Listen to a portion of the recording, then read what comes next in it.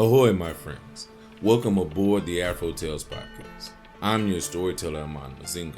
Join me as we explore the tales that grew from the people of Indigenous and African descent in the Americas and the Caribbean. After, come and see me, chef, who will impart upon you a recipe for the story you have just heard. So with no further ado, let us set sail on this new age of exploration. John wins a bet.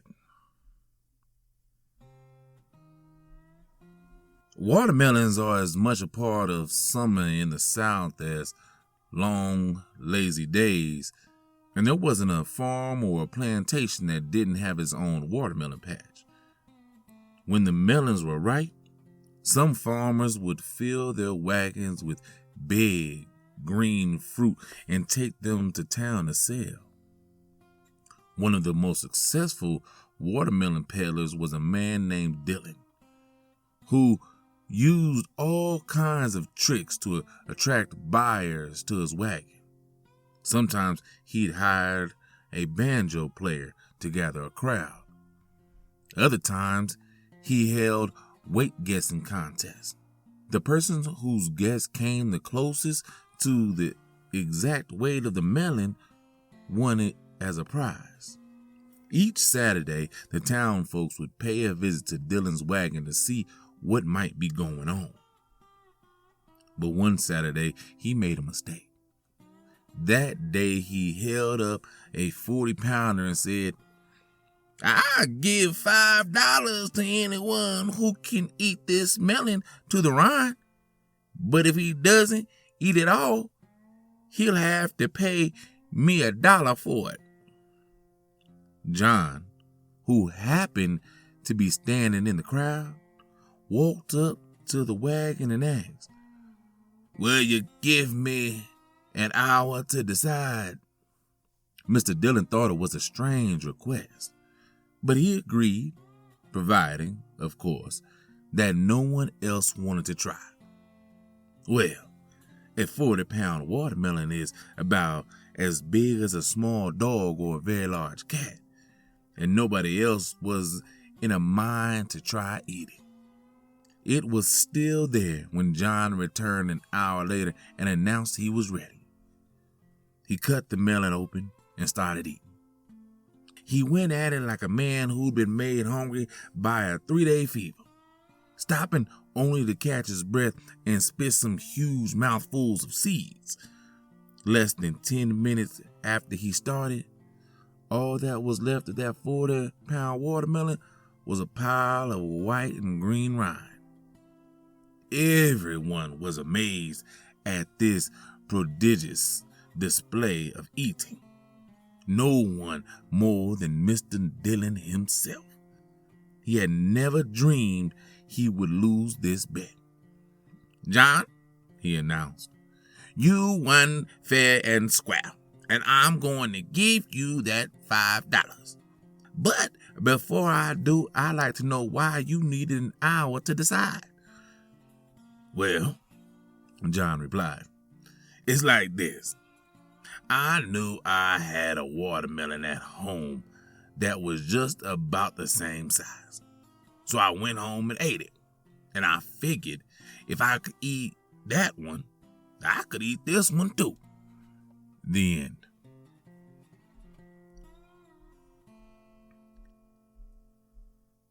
Story number 2. In a box. Knowledge can mean power, and this is a truth that High John came to understand early on. Usually the smartest slave on a plantation got the easiest work, so High John was determined to prove to Old Master that he was the smartest of them all. He took to sitting under the kitchen window at the big house each evening, just about the time Old Master and Missy were having their supper. He would sit there quietly and listen in hope that he might learn something that would take a little of the slaving out of his life. One spring evening, he heard Master tell his wife, "Tomorrow, I'm going to send John down to the bottomland and have him plow up the new ground." John went back to his cabin. But the next morning, he was up well before the sun.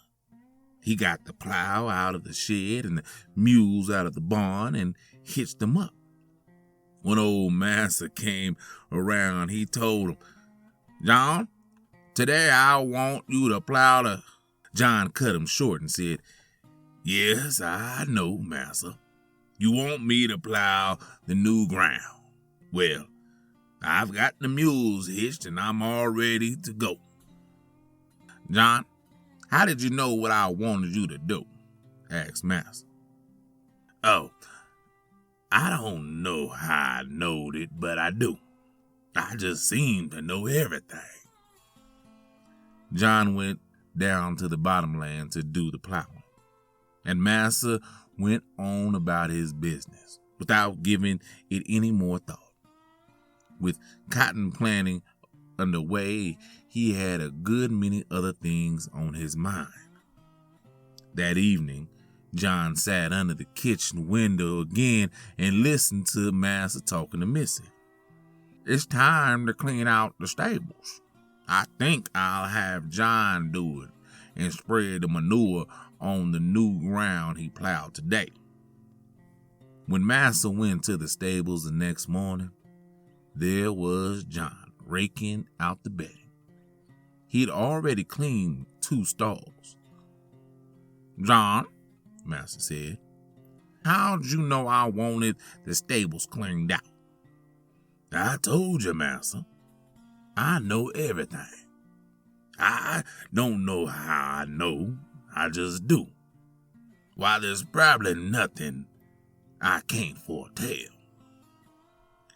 Old Master was a little puzzled by this and said, "There's something funny going on here."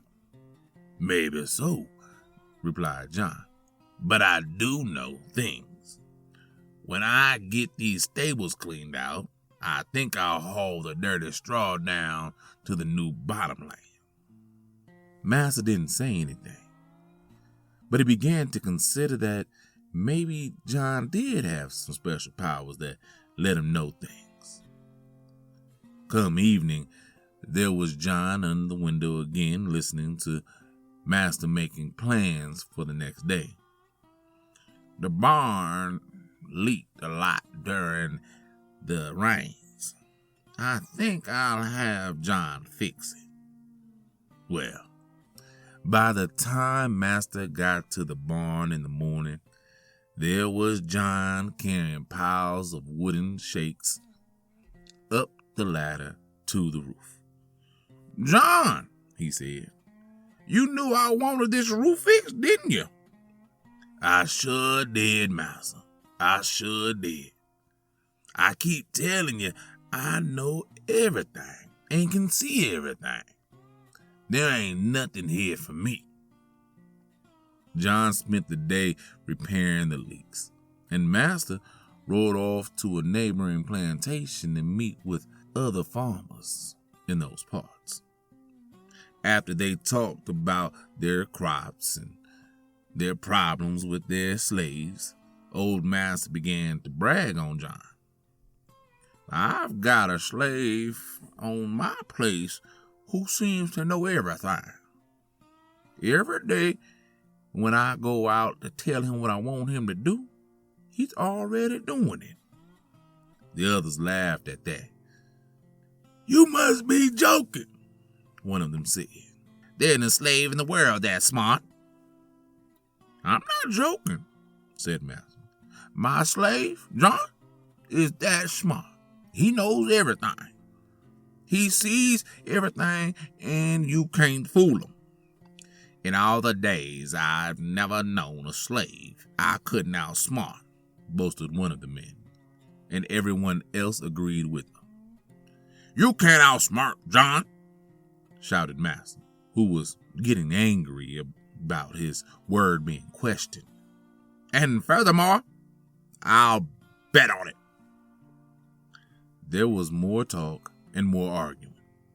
And before long, old master ended up betting his whole plantation, his money, his slaves, just about everything he owned, that his friends couldn't fool John. "We'll come by your place tomorrow and we'll have something your slave can't tell us about," they said. Master felt so sure of his bet that he invited them all for a big party the next day.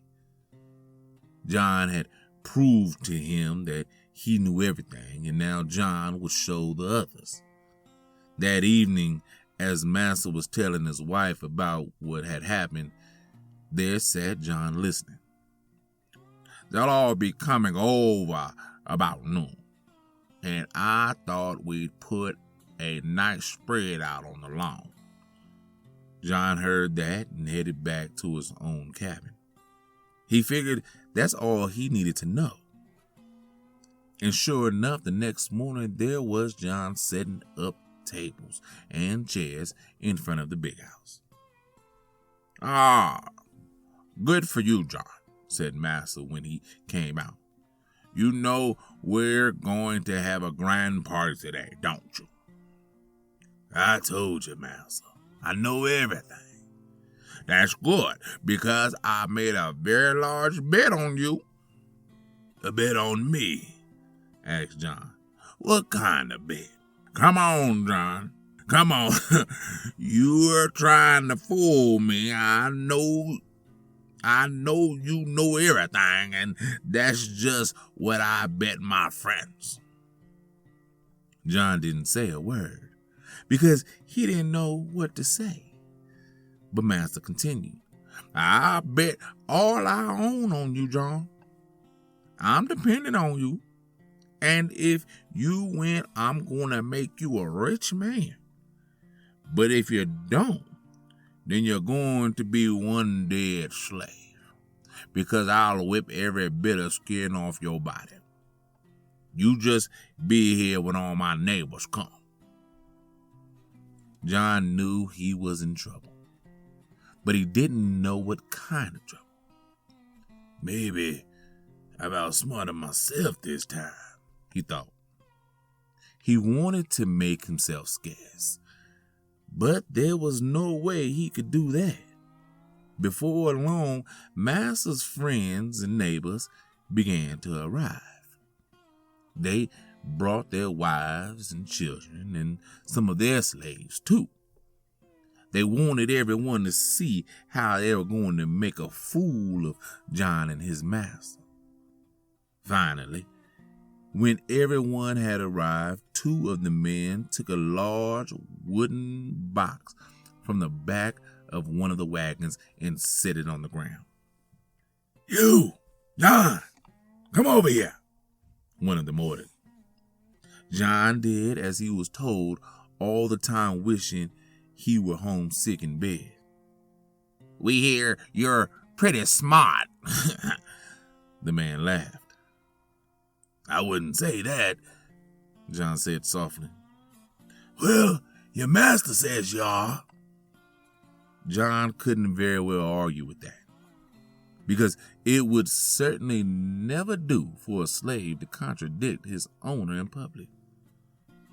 "John," the man went on, "we've got a box here, and in that box is another box, and in that box is another box, and in that box is still another box, and in that box is something, and we want you to tell us what it is." Old Master stepped forward and said, "Go ahead, John. Show them how you know everything. All you have to do is tell them what's in the box, and you'll be a rich man. But if you don't, like I said, you're going to be one dead slave." What they had put in the box, in a box, was a raccoon. And the reason they put so many boxes was so John couldn't hear it scratching. Everyone was so quiet, and the loudest sounds were the tiny chickadees hopping from branch to branch in the magnolias overhead. Everyone was watching John, and John was watching the box, and he stared at it harder and harder, but he didn't have the least idea what was in it. He scratched his head, and drops of sweat was big as your fist began to pour off. Sorrier than sorry that he'd ever tried to prove how smart he was, John began walking around the box trying to get an idea. In a box, in a box, in a box, in a box, he mumbled as he circled it. In a box, in a box, in a box, in a box, in a box, in a box, in a box, in a box. He knew what kind of trouble he was in now, and he knew it was big trouble this time. He circled the box one more time. In a box, in a box, in a box, in a box. Finally, he figured he might as well just give up, and he turned to the crowd and said, "Well, you got the old coon at last." Everyone started yelling with surprise, and when they turned all those boxes over, a chubby raccoon ran out. Old Master threw his hat in the air and shouted, "I told you my John knew everything. I told you so." And that's how Old Master won his bet and how High John became a rich man. The end.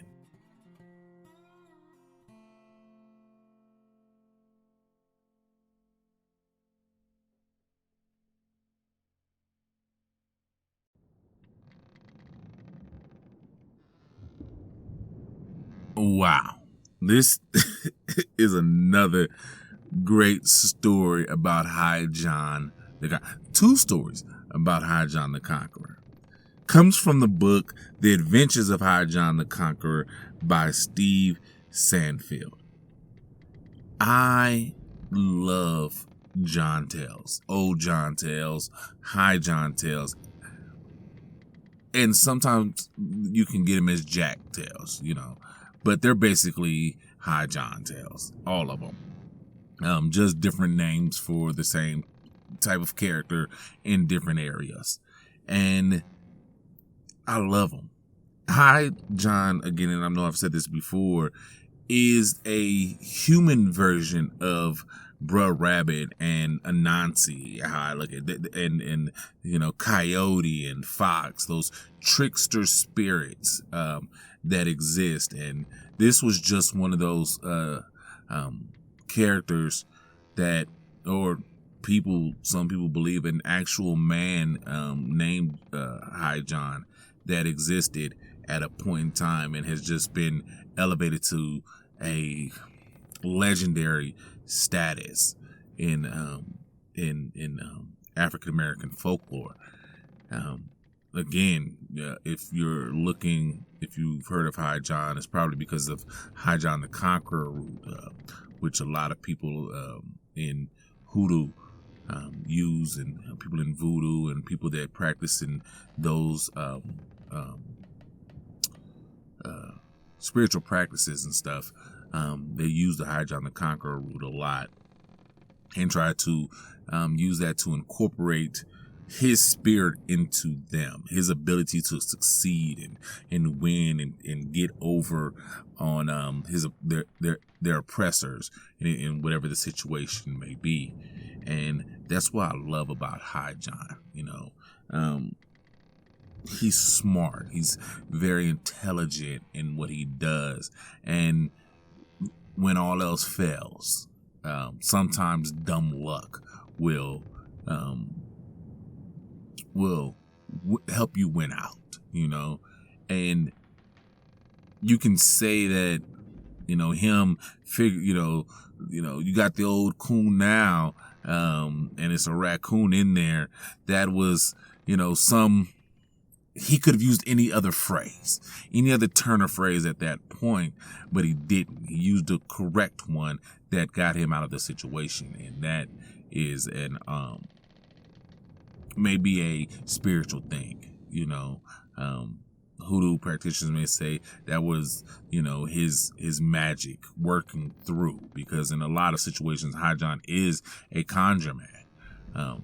More than just being a slave, he was an actual conjure man, and he practiced, hoodoo at the same time. So maybe it was those powers that allowed him to use that turn of phrase at the time.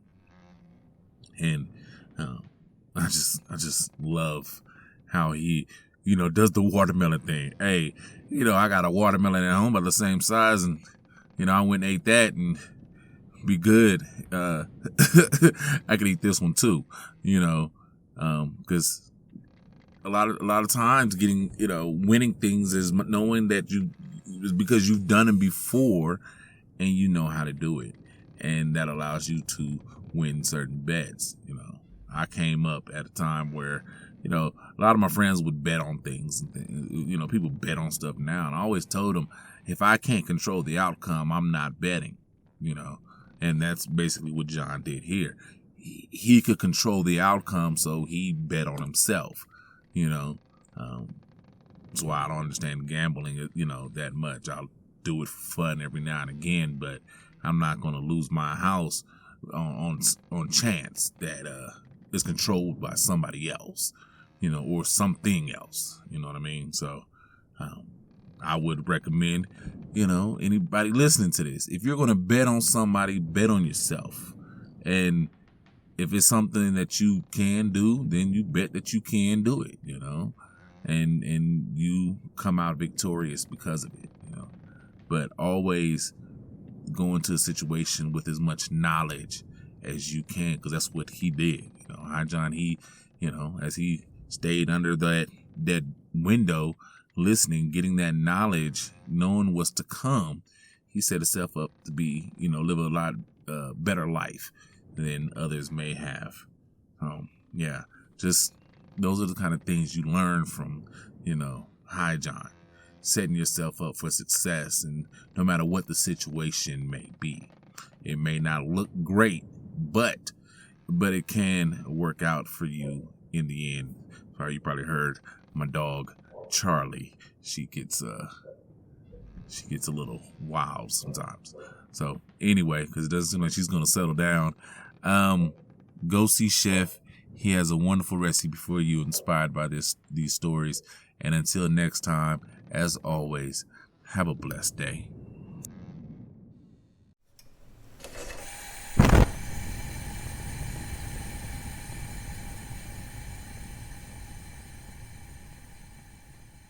Welcome, my friends, to the Galley. I am your chef, and today we have a wonderful recipe inspired by the stories you have just heard. Today, we will be creating biscuits and gravy. Now, what will you need for this wonderful recipe? 1 pound pork breakfast sausage, 1/3 cup all-purpose flour, 4 to 4.5 cups whole milk as needed, 1.5 teaspoons black pepper freshly cracked, 1/4 tablespoon seasoned salt to taste. Now, how do we put this together? Easy. First, we will put a large skillet on medium-high heat and let it preheat for about 2 minutes. Add the pork breakfast sausage to the pan and use a wooden spoon to break it up into small pieces, just like you would with ground beef for tacos or spaghetti sauce. Once the sausage is broken up, spread it out into an even layer and let it fry, stirring every few minutes until there is no pink left. Now, once it is brown, spread it out over into an even layer again. and reduce the heat to medium. Lightly sprinkle a third of the flour over the sausage and stir it in with your wooden spoon. The grease in the pan will start to mix with the flour, creating a roux-like consistency. Once there are no more dry bits of flour, add about half of the remaining flour and stir it in. After that has been incorporated, sprinkle the last bit of flour and stir until no dry flour remains. Keep cooking and stirring the flour and sausage together for another 2 to 3 minutes to cook off any raw flour taste. Now you can gradually add the milk to the pot, 1 cup at a time, stirring or switching to a whisk if it is easier. Make sure each cup of milk is fully incorporated before adding the next. After you have added the first 4 cups of milk, it is decision time. You can let the gravy simmer for a minute. Then give it a stir and consider its consistency. Now, if it is what you want at the end, the gravy will thicken as it sits and cools. If you want the gravy to stay as it looks in the pan, go ahead and add the remaining half cup of milk. If you prefer a thicker gravy that plops rather than pours, you can skip the last half of the milk. After you've made your decision and prepared for the consistency of your liking, give the gravy a taste. Stir in half of the black pepper and all of the seasoned salt if you are using it. Reduce the heat to medium-low and let the gravy simmer for about 3 minutes. Turn off the heat, stir in the remaining black pepper, and serve the sausage gravy immediately. And that is it, my friends. Now, go. Make this recipe yours. And until I have another wonderful recipe for you, remember the things that John the Conqueror can do. And until next time, my friends, enjoy.